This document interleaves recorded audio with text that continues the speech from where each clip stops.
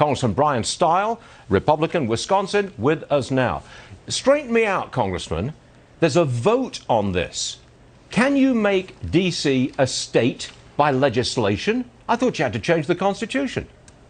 Not only is this unconstitutional, but this is another example of Nancy Pelosi trying to take total control in Washington, D.C. We started the year with Nancy Pelosi trying to remove Republican Mariette Miller Meeks from the House of Representatives.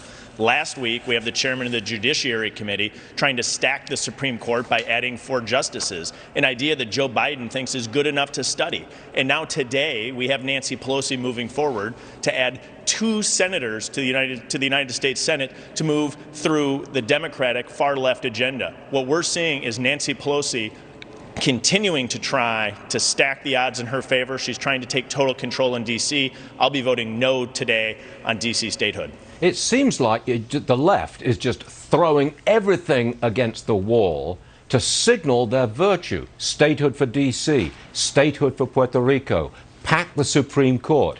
I call that virtue signaling, and I don't like it. How about you?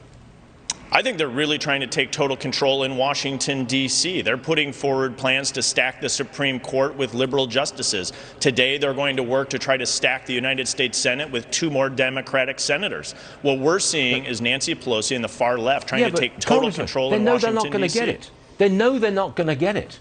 It seems to me like it's an excuse. Oh, you say these wonderful things. Look what we're going to do for you. They know it's not going to happen, so they know they don't really have to do anything. It's not going to happen if we can hold the line in the United States Senate. We are but a vote away from the United States Senate tipping over, and this is a major issue. I think this is far more real than some people are appreciating. Nancy Pelosi is going to continue to work to try to take total control in Washington, D.C., and we're going to have to try to check her every step of the way. But let me straighten this out again. If they vote yes today, D.C. does not become a state, does it? Well, it would obviously have to pass the United States Senate. I believe it's unconstitutional, but that's where the risk of stacking the United States Supreme Court with liberal justices who won't read the United States Constitution in the manner that probably you and I and most Americans do is a real serious risk. This is how banana republics operate. They stack the Supreme Court, step 1, then they pass laws that are unconstitutional. That would be this bill in front of us today. There's a real risk that Nancy Pelosi is going to ultimately be successful. That's why we need to check this kind of action and prevent her from taking total control in Washington. It's a huge gamble for 2022, isn't it? It assumes that we'll all forget about this and we'll keep voting Democrat in 2022. I wouldn't make that assumption, would you?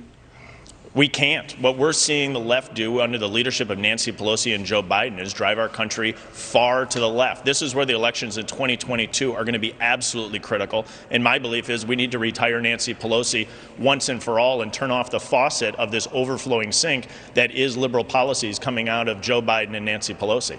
Congressman, we look forward to your vote. Thanks for joining us this morning. We'll see you again later. Thank you, sir. Thank you.